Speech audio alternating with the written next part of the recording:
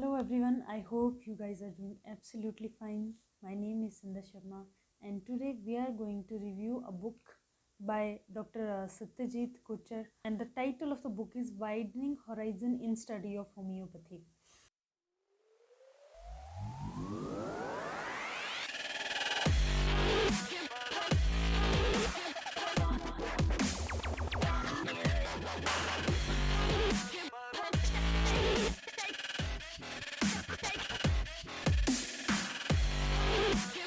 So you can see the cover page. सबसे पहले cover page की बात करते हैं.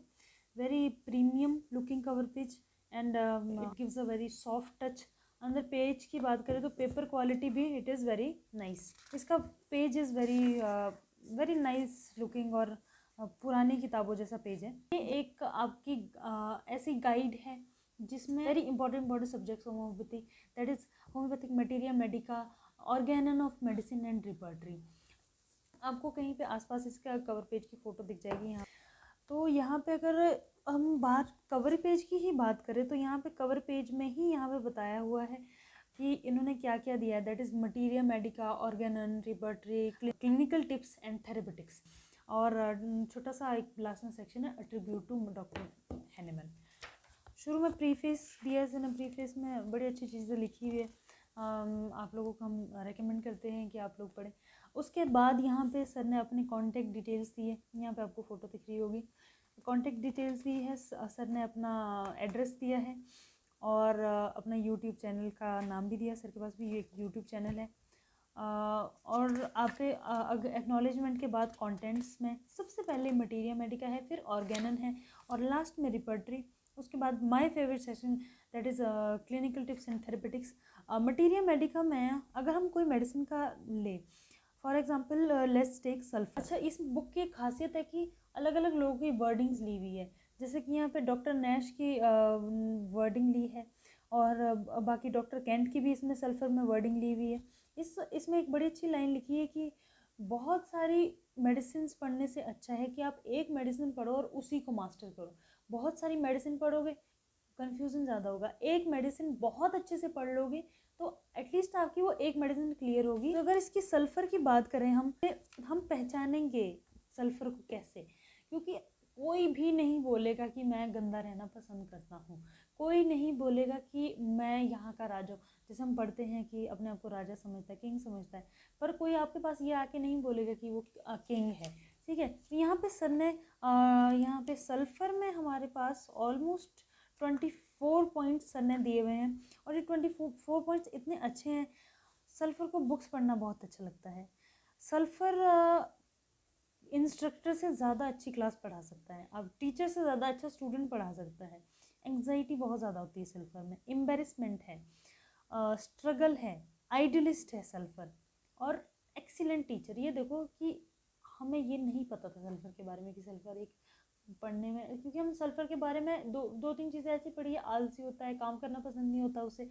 ये सारी चीज़ें हमें पता ही नहीं है. सल्फ़र ऑडियंस की तरह बहुत पेशेंस से सुनता है और चाइल्डिश पर्सनैलिटी है सल्फ़र की. बहुत बच्चे जैसा बचकाना हरकतें करना, सेल्फ कॉन्फिडेंस बहुत होता है इसमें. इसीलिए वो सब पढ़ा इतना अच्छा टीचर बन सकता है. उसके बाद यहाँ पे दूसरी मेडिसिन के साथ इसको बड़े अच्छे से कंपेयर किया हुआ है और एज आई सेड अलग अलग डॉक्टर की सेइंग्स ली है. डॉक्टर भाटिया की है, डॉक्टर डनम की है, एलन की नोट से लिया हुआ है, डॉक्टर लिपी की है, डॉक्टर बोरी की है. इंपॉर्टेंट चीज़ ये है कि इस बुक में वो सब चीज़ें हैं जो आपको अलग अलग किताबों में बहुत ज़्यादा पढ़ने के बाद मिलेगी. और यहाँ पे इस बुक में कितनी मेहनत की हुई है ये आपको तभी समझ आएगा जब आप उसको खुद पढ़ोगे, खुद खरीद के खुद देखोगे. अब यहाँ पे ऑर्गेनन में होम्योपैथिक पोस्टोलॉजी डिस्कस की हुई है. यहाँ पे सर ने अलग अलग मतलब ऑर्गेनन के भी अलग अलग चैप्टर्स है. तो यहाँ पे एफोरिज्म के बारे में भी बड़े अच्छे से डिस्कस किया हुआ है. बेसिकली क्या होता है, एफोरिज्म का अगर एक पॉइंट याद आ जाए ना, पूरा एफोरिज्म याद आ जाता है. तो सर ने ऐसे ही किया है यहाँ पे. जैसे कि हम बात करते हैं ह्यूफ्लिंट्स रिमार्क के बारे में. आपने सुना होगा कि ह्यूफ्लिंट सिर्फ डिजीज़ को क्योर नहीं करता, सिर्फ सिम्टम रिमूव करता है. That is called as Hufeland remark. तो 8th एफोरिज्म में है कि रिप्लाई टू ह्यूफ्लिंट कमेंट या रिस्टोरेशन ऑफ हेल्थ. ह्यूफ्लिंट ने गलत नहीं बोला था क्योंकि उस टाइम पे थ्योरी ऑफ क्रॉनिक डिजीजेस नहीं आया था. तो उसके लिए रिप्लाई क्या किया गया कि if all the symptoms be eradicated disease is always cured internally also. Footnote: this is stupidity denied by the old school material view of disease. The role of vital force in health and disease. ठीक है, तो यहाँ पे ह्यूफलैंड के लिए ह्यूफलैंड remark आपका यहाँ पे आया हुआ है, दैट इज एफोरिज्म नंबर 8. उसके बाद 13 में मटीरियल पेकन्स है, नॉलेज ऑफ ड्रग है, नॉलेज ऑफ डिजीज़ है, application to drug knowledge to disease knowledge, ये सारी चीज़ें यहाँ पे डिस्कस की गई है एफोरिज्म वाले सेक्शन में. उसके बाद लास्ट में आ जाओ रिपर्टरी में, स्टडी ऑफ रूब्रिक्स. तो यहाँ पे भी सर ने डिस्कस किए हुए हैं कुछ रूब्रिक्स. एनवी और जेलसी यहाँ पे साथ साथ दिए हैं, क्योंकि अगर आपको एनवी समझ आ गया तो जेलसी समझ आ गया. तो क्योंकि जेलसी की डेफिनेशन यहाँ ऐसा दिया कि envious of someone else achievement, किसी दूसरे की अचीवमेंट से आपको दुख होना, दैट इज़ जेलसी. ठीक है, और किसी और को कोई एडवांटेज मिली उसमें से आपको दुख होना, दैट इज जेलसी. और एनवी क्या है? Discontented longing aroused by someone else possession. ठीक है, तो ये ऐसे ऐसे कुछ कुछ रूब्रिक्स बहुत अच्छे तरीके से एक्सप्लेन किए हुए हैं यहाँ पे. लास्ट में माय फेवरेट सेक्शन एकोनाइट की बात करते हैं. एकोनाइट वेरी इंपॉर्टेंट मेडिसिन. एकोनाइट के थेरेपेटिक वैल्यू है retention of urine in new born. ठीक है, ये सर ने कहीं से लिए हुए हैं, ये ऐसा नहीं है कि अपनी थ्योरीज है. यहाँ पे ये प्रूव्ड है और ये बहुत अच्छी रेपुटेड बुक्स से लिए गए, रेपुटेड ऑथर्स की बुक्स से लिए गए हैं. एसिटिक एसिड के बारे में हमें सबने पढ़ा है कि एसिटिक एसिड किस चीज़ के लिए सबसे मेन है. एसिड ग्रुप की सारी मेडिसिन स्टेबिलिटी के लिए दी जाती है. तो it has been known to palliate intense gnawing ulcerative pain of cancer in the stomach, great burning, diarrhoea. ठीक है, इन सब चीज़ों के लिए एसिटिक एसिड यूज़ की जाती है. तो अगर आपको थेरेप्स के लिए कोई बुक चाहिए तो आई विल रिकमेंड दिस. फिर यहाँ पे पहले तो मेडिसिन के नाम के अंदर ही दिया गया था, अब यहाँ पे डिजीज़ के उससे भी दिया गया है. इम्यूनिटी बूस्टर हमें कोरोना के लिए बहुत ज़्यादा इंपॉर्टेंट था पीछे, तो वो दी गई हुई है यहाँ पे इम्यूनिटी बूस्टर.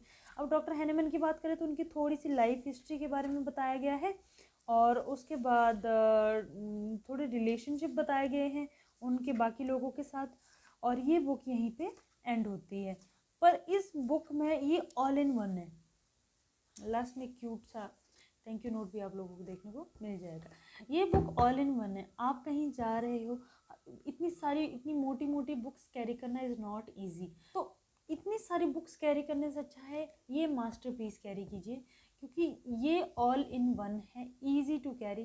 कहीं पे भी जा रहे हो आप, बहुत दिनों के लिए जा रहे हो, छुट्टी है, सारी बुक्स नहीं ले जाना चाहते, यू कैन कैरी दिस.